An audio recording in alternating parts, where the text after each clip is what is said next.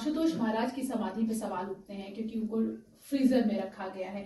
तो आपके यहाँ जो समाधि जो मां ने ली है उस पे सवाल क्यों ना उठाया जाए? हालांकि आप लोग दावा करते हैं कि उनका जो शरीर है पूरी तरीके से सॉफ्ट है, लेकिन विज्ञान ही नहीं मानता। तो आप लोगों की समाधि और आशुतोष महाराज की समाधि में फर्क क्या है, और दोनों पे सवाल अगर उठाए जाए तो क्यों ना उठाए जाए? देखिए, महाराज जी की समाधि का और माँ आशुतोष स्वामी जी की समाधि का दोनों में अलग अलग कॉन्सेप्ट है। पहला सबसे बड़ा कॉन्सेप्ट है कि माँ प्रत्यक्ष कह के गई। महाराज जी बहुत समय से ये कहते थे कि मैं आलोक होऊंगा, समाधिस्थ नहीं होऊंगा। महाराज जी ने कही समाधि, जैसे इनके आप प्रवचन सुनिए निकाल के, तो आलोक शब्द कहते, महाराज जी कहते थे कि मैं आलोक हो जाऊंगा, मैं ऐसे चला जाऊंगा। वापस आने की तो बात महाराज जी का ये कही नहीं कि अच्छा कब आऊंगा वापस। तो उन्हीं के शिष्यों ने कहा जब मेरे चाहने वाले वो चंद लोग जो मुझे पूरी तरह चाहते, सिर्फ मेरे को चाहते, वो आगे जब पुकारेंगे तब मैं आऊंगा। तो ये उनका ही कथन है।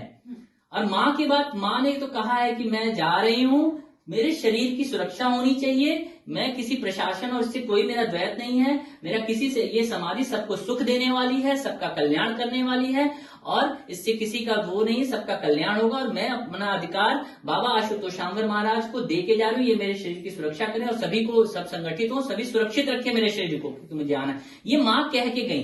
क्या मैं बार बार कर रहा हूं, सर्वश्री आशुतोष महाराज जी वहां पे क्या किसी को यह जिम्मेदारी सौंप के गए कि मेरे बाद आध्यात्मिक कार्य ये करेगा? क्योंकि महाराज जी की संस्था कोई सामाजिक संस्था तो नहीं, आध्यात्मिक संस्था। तो आध्यात्मिक कार्य का रिपोर्ट हमें देना। कितने लोग वहां, यहाँ तो दिन रात उसके बुलाने के लिए हवन चल रहे हैं, प्रार्थनाएं चल रही हैं, वहां क्या किया गया? और ये एक शास्त्र सम्मत मेरा प्रश्न है। मैं महाराज जी के, मैं बार बार कह रहा हूं, सर्वश्री आशुतोष महाराज जी वापस आएंगे और निश्चित आएंगे, ये मेरे माँ का विश्वास है, इसलिए मेरा हम सब का विश्वास है। पर मेरा प्रश्न उन महाराज जी के समाधिस्थ देह पे नहीं है, मेरा प्रश्न उनकी व्यवस्था पे है कि ये कौन सा विवेक है? जब मर्चुरी या फ्रीजर तो तब किया जाता है जहां आशंका ही ना हो।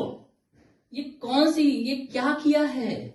मेरा प्रश्न ये है, हम सबका चिंतन ये रहता है कि किया क्या है। अगर कल को कुछ एक घटना आती है कि कौन से देश की है कि ये एक बार दिखा रहे थे कि टीवी, वहां पे 61 डेज के लिए बॉडी को मर्चुरी में डाला जाता है। जब वो निकाल के लाए, जब वो बॉडी नॉर्मल टेम्परेचर में आई, तब अचानक से उसमें प्राण आए। तो जब नॉर्मल जैसे ये लोग उदाहरण देते हैं, हिमालय में समाधि में थे तो वहां पे बर्फ अपने आप हो जाता है। तो हिमालय का वातावरण बदलता रहता है, शरीर अपने आप फ्रोजन होता है, फिर नॉर्मल होता है। तो यहाँ तो लगातार फ्रोजन है।